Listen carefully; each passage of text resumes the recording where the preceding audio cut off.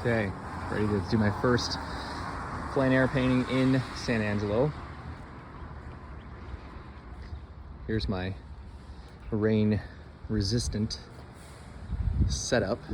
It's the first time I've had to really worry about rain on a large painting. This is my biggest canvas, and I've been wanting to paint this hotel and couldn't really find a view that I liked that had shade and cover. But I walked past this big window and kind of fell in love with the yellow and some of the muted details that I can see here. So doing another big window self-reflection kind of piece. So cross your fingers that everything goes smooth, because we're supposed to get rain the next 2.5 days. So kind of committing to this like wide open spot here for my largest canvas. So hopefully I don't regret this, but you know what? Sometimes you just gotta follow what's interesting at the time. So here we go. How's it going, everybody? Today is the 4th day of PleinAirTexas. So this is the first full day in San Angelo, where we're painting within the sort of city district.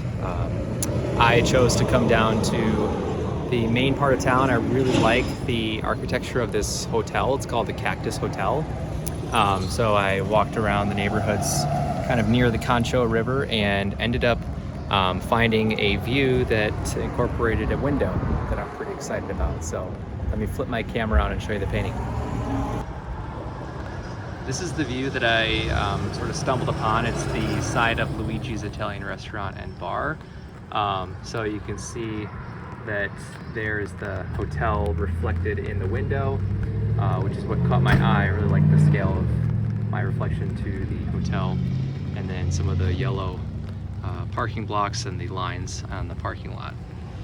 And here's where the painting is currently at. I might come back and work on it tomorrow. We'll see what the weather's like. It's been raining a lot today, so luckily I've been able to get by with this small umbrella that I have. But here's a close-up of the painting.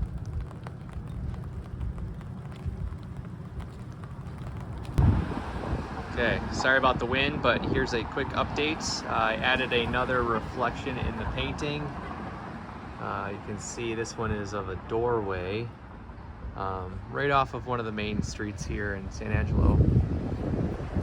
Here's the door. I really like the kind of gold color that it has. So you know, I tried to match some of those colors as best as possible. But I'm having a lot of fun keeping these reflection areas pretty loose and gestural and kind of gritty. You can see the paint is pretty chunky in a lot of spots. But yeah, I'll make sure to keep sharing the process and progress of this one. I might mess with some of the edges of some of these marks. I don't know if I like how rough some of them are, but we'll keep going. And then really quickly, here is the palette that I used for this portion of the painting. And I did everything with these 2 brushes and a little bit of my palette knife. How's it going, guys? Window reflection number 3 is done. Sorry for the glare. It's a little bit better there. All right, it's coming together. We have 3 reflections now.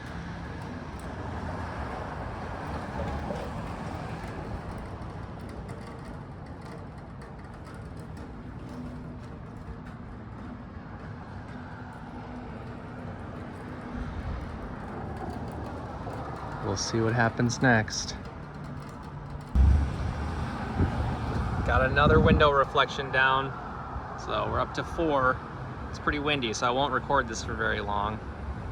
There's where the painting is at. Here's the mirror I painted. You can see how I was reaching my arm across to hold the canvas. So I like this one. It's kind of loose, quick, Gotta find a couple more.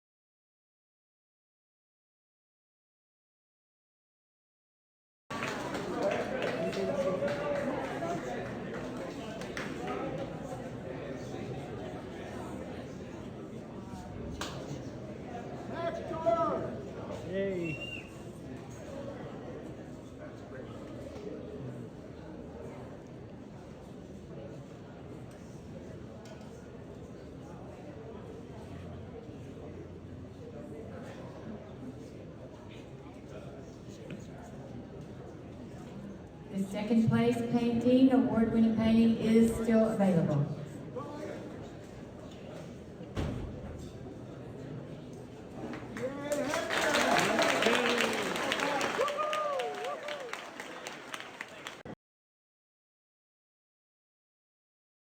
The second place award went to Hector Acuna for 5 painters.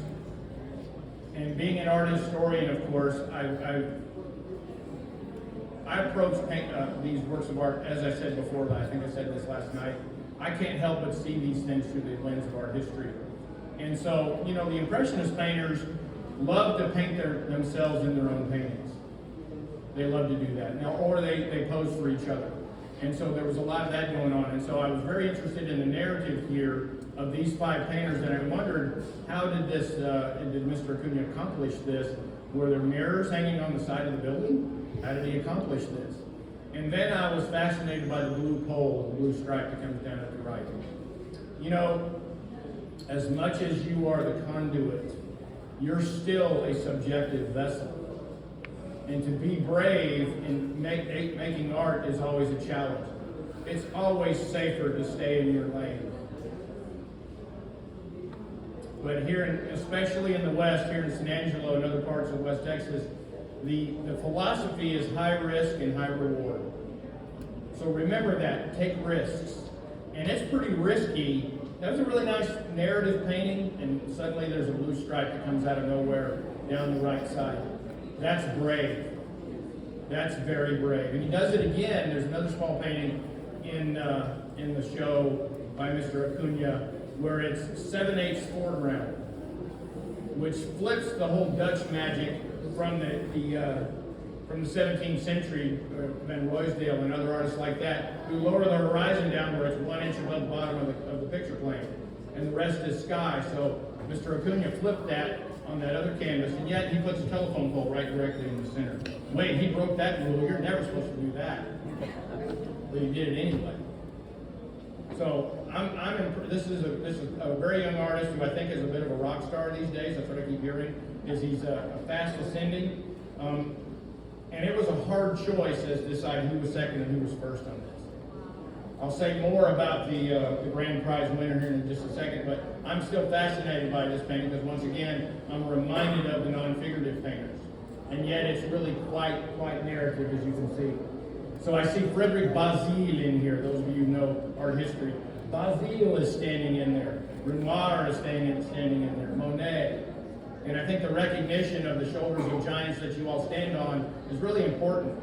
And I think this is perhaps a window or a doorway into time. I don't know. Maybe it's a time machine. Anyway, I think it's quite fascinating. It's very, very bold, very, very brave. And I hope Mr. Acuna keeps pushing that envelope until he tears right through it. Thank you.